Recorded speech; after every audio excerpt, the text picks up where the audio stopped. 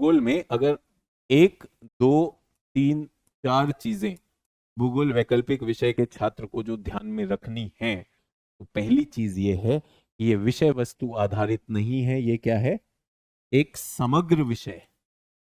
पहली ही चीज। तो अगर मैं इसमें आपको भारत का समाज पढ़ाऊंगा, अगर मैं भारत का समाज पढ़ाऊंगा तो हम उसमें देखेंगे, लिंग अनुपात की बात करेंगे, सेक्स रेशियो की बात करेंगे, और हम देखेंगे कि क्यों भारत में महिलाओं की संख्या कम है, ठीक है, पुरुषों की तुलना में। फिर बात यह आएगी कि ये तो भारत के लिए बहुत गलत बात है, तो हम कहेंगे नहीं भैया, बांग्लादेश में भी यही स्थिति है, बांग्लादेश में भी, पाकिस्तान में भी है। तो क्या हम ये कह सकते हैं पूरा का पूरा दक्षिण एशिया में वैसी सोचती कि नहीं? चलिए ठीक है, दक्षिण एशिया की समस्या होगी, फिर हम कहेंगे नहीं भाई, चीन में भी दिक्कत है। तो चीन में भी दिक्कत है, तो कहीं ना कहीं पर निकल कर आएगा विश्व कहां जा रहा है, विश्व में कहीं ना कहीं पे पुरुष प्रधानता है, जिसलिए पूरे विश्व का लिंग अनुपात में महिलाएं जो है कम है, ठीक है। अगर भारत में देखें तो कौन से राज्यों में सबसे कम? हरियाणा में रिकॉर्ड तोड़ नीचे चल रहा है, रिकॉर्ड तोड़। लेकिन ये क्यों है? तो हमारे दिमाग में आता है कि क्या हरियाणा में पुरुष प्रधानता ज्यादा है? लेकिन हमने देखा, किसी ने एकदम से कहा यस सर, ये जितने भी पुरुष प्रधानता के सताए हुए हैं, वो कहीं पर भी राजस्थान से पूछोगे वो भी एकदम से तपाक से यस बोलेंगे। तो मुझे लगता है कि पुरुष प्रधानता एक सोच में ही है, उत्तर भारत में वो रही है कहीं ना कहीं पर, महिलाओं को लेकर कि वो पुरुषों पर आश्रित हैं, तो ये हमेशा कहीं ना कहीं ये सोच दिमाग में पीछे रहती है। लेकिन जिस तरह से महिलाएं आगे निकली, और हरियाणा का ही उदाहरण ले रहा हूं, जिस तरह से खेलों में आगे निकली हैं, उसको देखकर ये लगता है कि हरियाणा के ही परिवार अब जो है अपनी लड़कियों को खूब बढ़ावा देना चाहते कि नहीं देना चाहते। लेकिन पीछे तो लिंग अनुपात गड़बड़ हो गया, अच्छा, लिंग अनुपात गड़बड़ हो जाने से क्या दिक्कत होगी? समाज में दिक्कतें होंगी। दिक्कत क्या होगी कि विवाह कैसे करें? तो भारत में यूनिवर्सल विवाह का कॉन्सेप्ट है जो पैदा हुआ है, तो ब्याह तो करना ही करना है। क्यों? गंगा नहाए नहाए ब्याह जरूर करेगा यार। क्यों? इसलिए कि लड़के का ब्याह करा दो, अकल आ जाएगी। अकल तो बायोलॉजी ने दी होगी, माँ बाप ने दी होगी कि नहीं दी होगी, और लड़की लेकर आएगी अकल। तो पहला तो ये, ठीक है। दूसरी बात, अगर विवाह नहीं होगा तो लड़का डिप्रेस हो जाएगा। क्यों भी? ठीक है, तो ये यूनिवर्सल विवाह की एक समस्या होगी। अब वहां पर विवाह के योग्य, अगर वहां का लिंग अनुपात बहुत कम हो जाएगा, तो कम है लड़कियां, तब क्या होगा? फिर सामाजिक समस्याएं होंगी, जैसे इन्होंने कहा, फिर क्या होगा, दूसरे राज्य से, आजकल तो इंटरनेशनल भी सोच रहे हैं कि नहीं? मैं आपको बता दूं, रशिया में जो है लिंग अनुपात, महिलाएं बहुत ज्यादा हैं पुरुषों की तुलना में। तो एकदम से जो बच्चे यहाँ हरियाणा के बैठे, सर रशिया, मैं तो सोच ही रहा था, मेरे लिए हरियाणा में कभी था ही नहीं, मैं बेकार में होता। तो सबको बताना चाहता हूँ, रशिया को भी पता है हरियाणा के बारे में। रशिया नहीं बह रहा इधर। दूसरी जगह जहां पर लिंग अनुपात ज्यादा है, अफ्रीका, एकदम तैयार है। देखो, अचानक सन्नाटा सा पसर गया, सारे हरियाणा वाले जो आंदोलित हो गए थे रशिया सुन के, अफ्रीका में दिक्कत है। इतना ज्यादा, पहले तो पितृसत्तात्मक सोच, उसके बाद हम ये कहते हैं कि गोरों ने हमारे साथ नस्ल भेद किया, हम खुद अंदर नस्ल भेद रखते हैं, हम अपने को, ठीक है, गोरे से थोड़े कम, इतने भी कम नहीं। ये सारी चीजें क्या आएंगी? तथ्यों के साथ तार्किकता के साथ देनी होगी, तो समग्र विषय है। तो अभी जो मैंने समाज पे बात की, अब इसी बात पर आप बताइए, समाज शास्त्र में भी तो पढ़ाया जाएगा कि नहीं पढ़ाया जाएगा? तो मेरा विषय कैसे अलग होगा? समग्र के साथ साथ मैं इसमें क्या उत्तर लाऊंगा? कहां? तो यहां पर मुझे कैसे देखना उसे?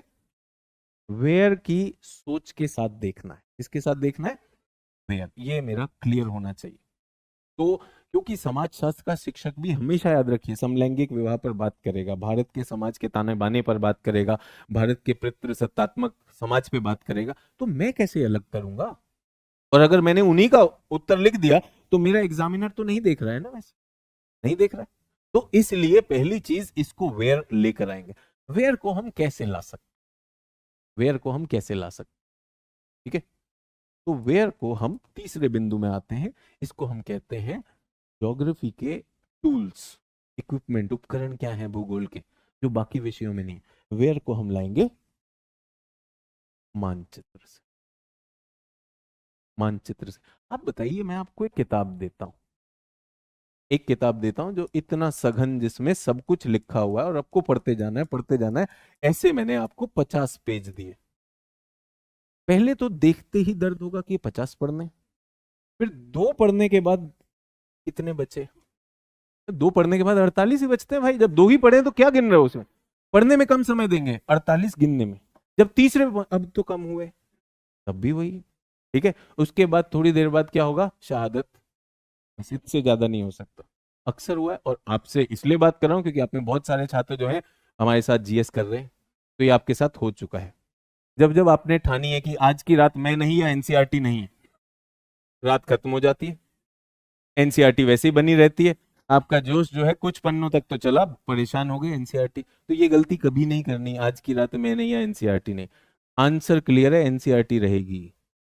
ठीक है, तो कैसे उसको कर सकते हैं? स्वाभाविक सी बात है, कभी भी एक खंड में करना ही नहीं, ये तोड़ लीजिए। आज उसी की बात करने वाला हूं।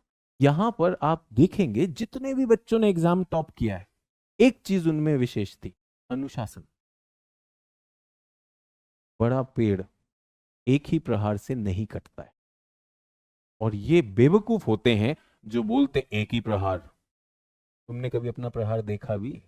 पेड़, पेड़ पे मतलब खरोंच भी नहीं आएगी जो तुम्हारा प्रहार है। तुम्हारे दिल में तो ऐसा लग रहा है तुम एकदम थॉर की तरह से गए और पूरा का पूरा जंगल ही विनाश कर दोगे, कुछ नहीं होगा। तो पहली चीज ये है कि हमें वहां पर इन की जगह पर अगर ऐसे प्रश्न मिल रहे हैं जिनमें चित्रण भी है, जो बताया गया वो यहाँ पर दिखाया भी गया, तो ये आसान हो जाते कि नहीं हो जाते? हो जाते। मुझे लगता है कि जो रेफरेंस किताबें हैं वो ऐसे लिखी गई हैं, और जो एनसीईआरटी हैं वो ऐसे लिखी गई हैं। तो कौन सी आपके लिए सहायक होनी चाहिए? एनसीईआरटी। आपको कितना समय मिल रहा है परीक्षा पास करने के लिए? 1 साल, 2 साल? मैं कब से भूगोल कर रहा हूं? 17 साल तो मैं पढ़ा रहा हूं। उससे पहले जब मैं जेएनयू में था और मैं जब अपने परीक्षा में था, मुझे हो गए 20-22 साल। 20-22 साल जिसका भूगोल के साथ संपर्क रहा हो, वो ऐसी चीजें पचा सकता है कि नहीं? मैं खूब बढ़िया पचा लूंगा, मैं पचा के आपको दे दूंगा। ये वाला तो आप कर लेंगे। ये क्यों करेंगे एनसीईआरटी? पहली चीज कि आपके पास वोकैबुलरी नहीं, शब्द नहीं। तो शब्द मिलेंगे कि नहीं मिलेंगे? दूसरी बात, मैं तो कहता हूं उत्तर भी ऐसे ही दिखने चाहिए। ये वाले उत्तर नीरस उत्तर होते, इनमें अंक भी नहीं आते।